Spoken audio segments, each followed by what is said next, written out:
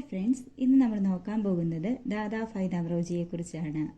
ഇന്ത്യയുടെ ദേശീയ വരുമാനവും പ്രതിശീർഷ വരുമാനവും ആദ്യമായി കണക്കാക്കിയത് ദാദാഭായ് നവറോജി.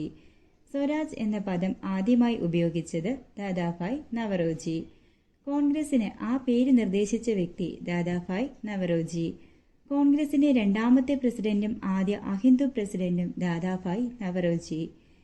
ദാദാഭായ് നവറോജി കോൺഗ്രസ് പ്രസിഡന്റായ സമ്മേളനങ്ങൾ 1886 കൽക്കട്ട, 1893 ലാഹോർ, 1906 കൽക്കട്ട.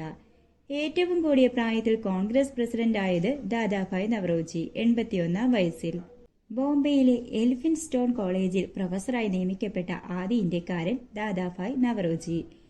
ലണ്ടനിൽ ഈസ്റ്റ് ഇന്ത്യ അസോസിയേഷൻ 1866 രൂപീകരിച്ചത് ദാദാഭായ് നവറോജി. മുതിർന്നവർക്കിടയിൽ വിദ്യാഭ്യാസം പ്രോത്സാഹിപ്പിക്കുന്നതിനായി ദാദാഭായ് നവറോജി ആരംഭിച്ച സംഘടന ഗ്യാൻ പ്രസാരക് മണ്ഡലി.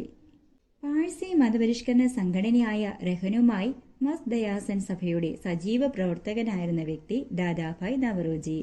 ബ്രിട്ടീഷുകാരുടെ സാമ്പത്തിക ചൂഷണത്തിനും ധൂർത്തിനുമെതിരെ സാമ്പത്തിക ചോർച്ചാ സിദ്ധാന്തം ആവിഷ്കരിച്ചത് ദാദാഭായ് നവറോജി. മസ്തിഷ്ക ചോർച്ചാ സിദ്ധാന്തം ആവിഷ്കരിച്ചത് ദാദാഭായ് നവറോജി. ബ്രിട്ടീഷ് പാർലമെന്റിൽ അംഗമായ ആദ്യ ഇന്ത്യക്കാരൻ ദാദാഭായ് നവറോജി. ദാദാഭായ് നവറോജിയുടെ പ്രസിദ്ധമായ കൃതിയാണ് poverty and un-British rule in India. Dadabhai Naoroji അറിയപ്പെടുന്നത് ഇന്ത്യൻ സാമ്പത്തിക ശാസ്ത്രത്തിന്റെയും രാഷ്ട്രതന്ത്ര ശാസ്ത്രത്തിന്റെയും പിതാവ്, ബ്രിട്ടനിലെ ഇന്ത്യയുടെ അനൌദ്യോഗിക അംബാസഡർ, ഇന്ത്യയുടെ വന്ധ്യവയോധികൻ, ഇന്ത്യയുടെ ഗ്ലാഡ്സ്റ്റൺ. ഏത് രാഷ്ട്രീയ പാർട്ടിയുടെ പ്രതിനിധിയായാണ് നവറോജി ബ്രിട്ടീഷ് പാർലമെന്റിൽ അംഗമായത്? Liberal party.